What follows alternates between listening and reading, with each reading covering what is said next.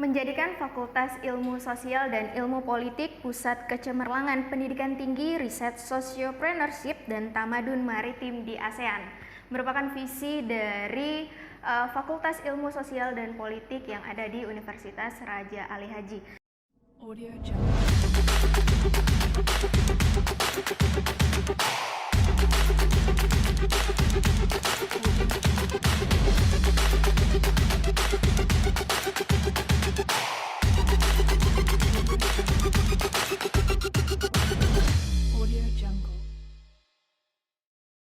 Nah, saya mau minta tanggapan dari Bapak Alfi nih Pak. Berdasarkan visi dari FISIP sendiri nih Pak, apa yang telah dilakukan, perkembangan-perkembangan apa saja yang sudah dilakukan oleh FISIP sendiri terkait dengan visi dari FISIP, mungkin perkembangan prodi-prodi baru, mungkin secara kita dinamis ya mengikuti perkembangan zaman, digitalisasi, terus juga mungkin terkait soal kondisi pandemi pada saat ini, seperti apa nih Pak? Ya, oke, terima kasih Mbak Ella. Tentu ini sebuah pengharapan ya, ketika sebuah organisasi yang akan menggapai sebuah harapan besar, tentu skema kerjanya ada tertuang di dalam visi dan misi institusi, lalu diturunkan menjadi nantinya rencana strategis, lalu ada rencana program kerja, ya, ada bagaimana yang sudah harus dilakukan sebagai sebuah standar penyelenggaraan organisasi. Namun, ini dia, kata kuncinya adalah kekuatan ada kepada kepemimpinan. FISIP Umrah 1 tahun sekarang, 2 tahun ke depan, sampai tahun-tahun berikutnya, tentu kekuatan itu ada di fungsi kepemimpinan. Waktu saat awal pendirian Umrah, ya, Universitas Maritim Raja Ali Haji, ya, secara teori organisasi itu disebut dengan awal mula organisasi atau birth of organization, atau disebut dengan kelahiran daripada organisasi. Tentu kita tahu bagaimana treatmentnya pada fase 1, lalu masuk pada fase 2, ya. Kalau dalam perspektif dalam teori organisasi, masuk lagi di dalam pendekatan tadinya klasik, neoklasik, nanti modern dan postmodern, sampai ke metanya, sampai ke nanonya, ya. Artinya kepemimpinan apa yang paling efektif? Kepemimpinan yang bagaimana yang bisa mengantarkan FISIP Umrah menjadi sebuah lembaga yang memiliki kredibilitas, yang diperhitungkan, yang diharapkan dan melahirkan, ya, sumber-sumber daya manusia yang unggul. Tentu ini diikat oleh visi dan misi. Dan visi dan misi itu bukan catatan di atas kertas mata-mata Mbak Ella. Ya, dia harus boleh dikatakan mampu terimplementasi dengan baik dengan aplikasinya yang mudah. Namun bisa menjawab semua persoalan dan tantangan yang ada di depan matanya.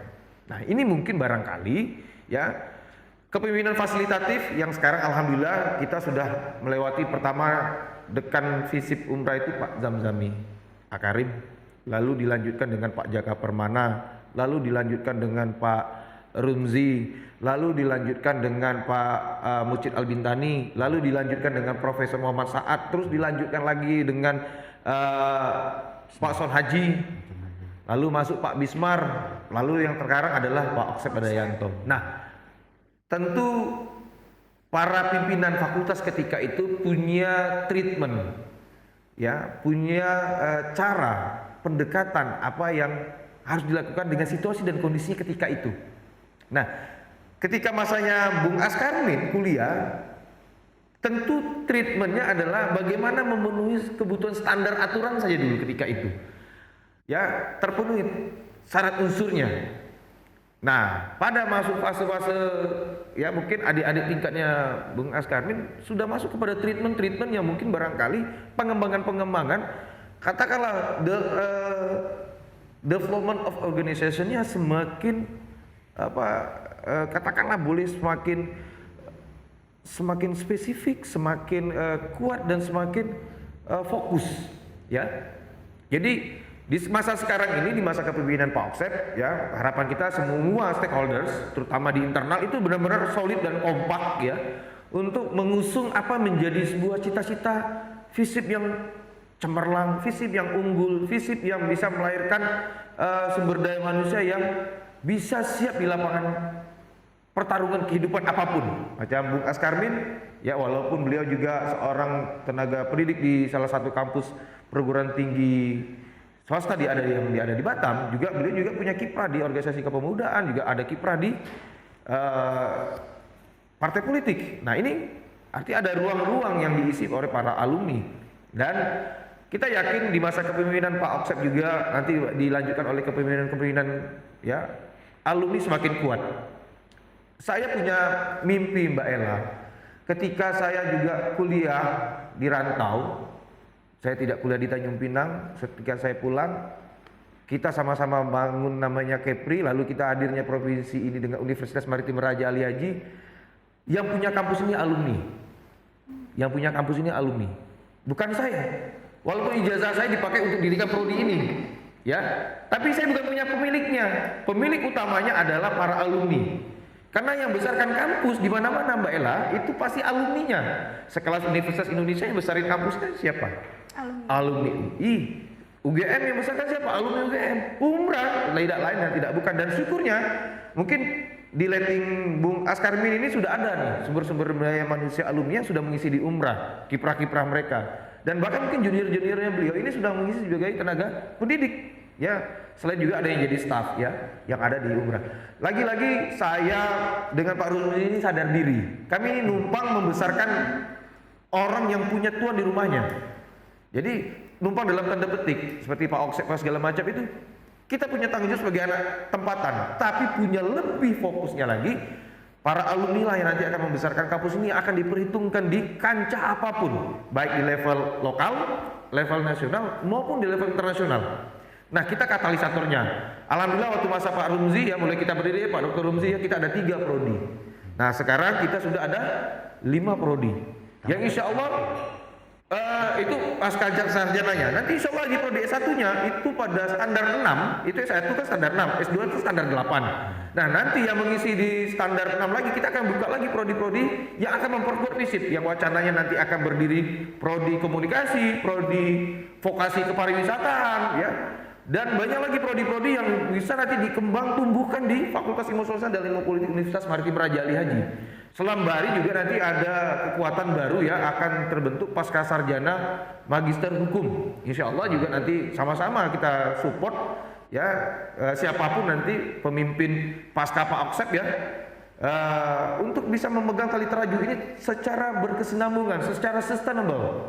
Nah ini mungkin barangkali pikiran-pikiran cerdas ya, kepemimpinan-kepemimpinan yang memiliki kemampuan fasilitatif yang baik ya, kepemimpinan yang adaptif, kepemimpinan yang visioner ya, dan kepemimpinan yang situasional yang bisa membaca ruang gerak yang dipengaruhi oleh lingkungan. Kenapa? Sekarang kita ada pada kondisi fase yang namanya pandemi Covid, dan kita berdoa semoga pandemi ini berakhir masuk pada posisi kelas turun di bawah. Apa itu? Situasi endemik. Kalau sudah situasi endemik dan kerinduan mahasiswa kita yang tadinya aktivitas pembelajarannya itu adalah daring, ekspektasinya adalah kita perkuliahan secara normal, secara luring.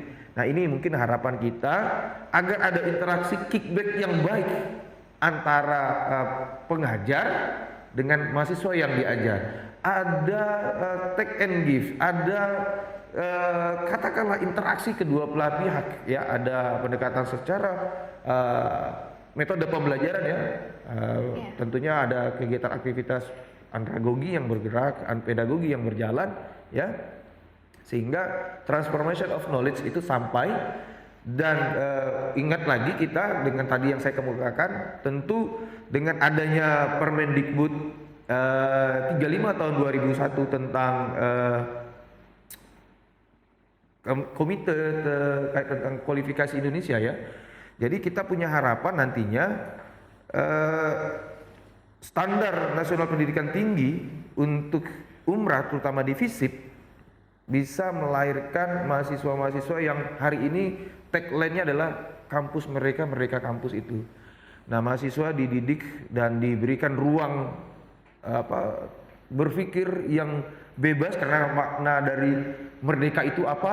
Ya inilah kita memaknai kemerdekaan berpikir, kemerdekaan bertindak, kemerdekaan berbuat, kemerdekaan untuk bertanggung jawab, menghasilkan sesuatu yang jauh lebih bermanfaat, sehingga kompetensi para mahasiswa ketika jadi alumni ini sebagai motornya, lanjutan dari apa yang dilakukan oleh Bung Askarmin. Itu mungkin barangkali harapan kita bersama, Mbak Ella. Baik Pak, ini terkait tentang visi FISIP di tahun 2002 tentang internasionalisasi ini Pak. Ini seperti apa nih Pak maksudnya Pak untuk FISIP selama tahun 2022 ini? Ya, ini mungkin Mbak Ella ya, ini kan harapan Pak Dekan kita ya. Artinya apa yang saya kemukakan tadi, getting to beyond, melampaui dari apa yang sudah direncanakan di awal. Nah ini lompatan-lompatan kita ya, beyonding terkait apa yang harus dilakukan FISIP Umrah ke depan. Tentunya dengan internasionalisasi nanti output hasil aktivitas belajar mengajar tidak hanya melahirkan mahasiswa dan dosen yang merasa seperti katak dalam tempurung, Mbak Ella.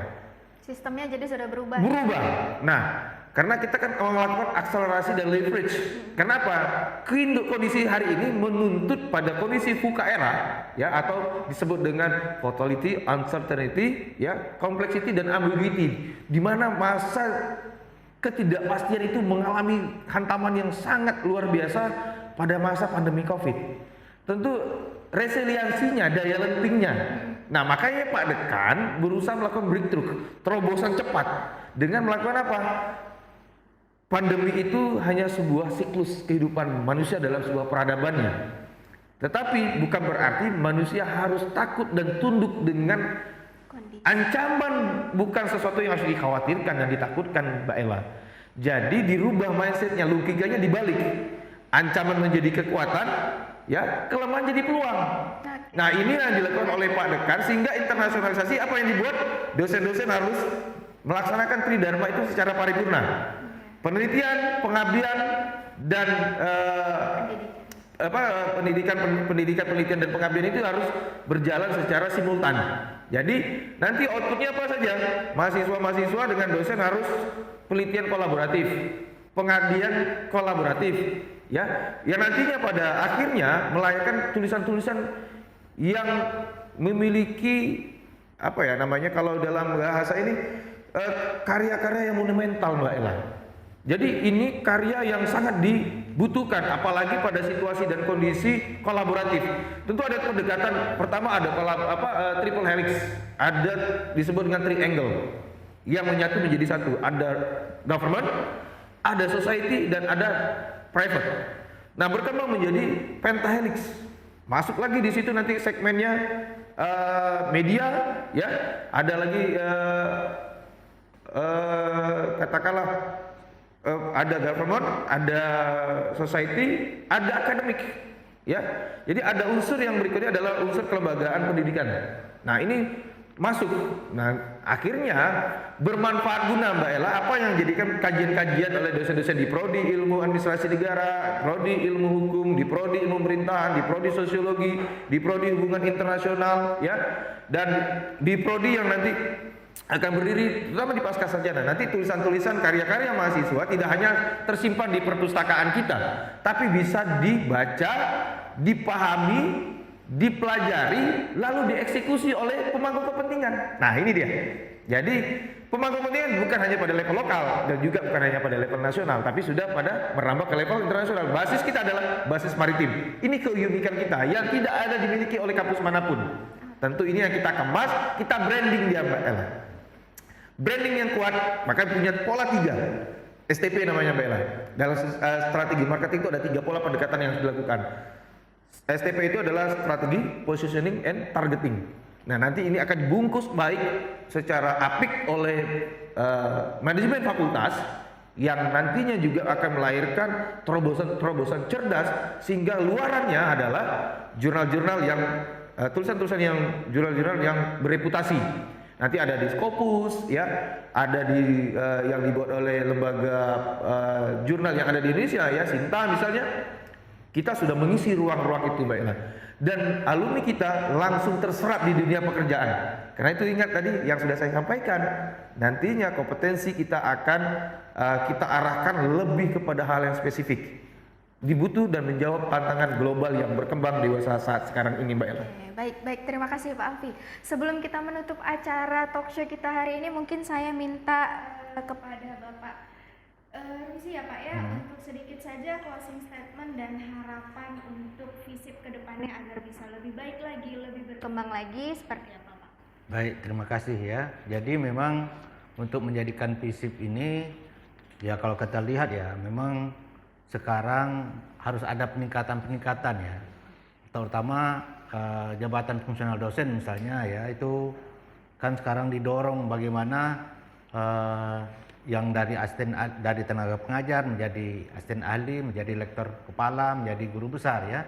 Ini sekarang sedang dikaji. Kemudian kita lihat di kedepannya ini harapan kita dosen-dosen yang ada di FISIP ini memang sudah doktor semua. Baik, terima kasih Pak Alfi. Sebelum kita menutup acara talk show kita pada hari ini, mungkin saya ingin meminta Pak Rumsi untuk sedikit saja Pak, singkat saja closing statement dan harapan Bapak untuk FISIP ke depannya seperti apa?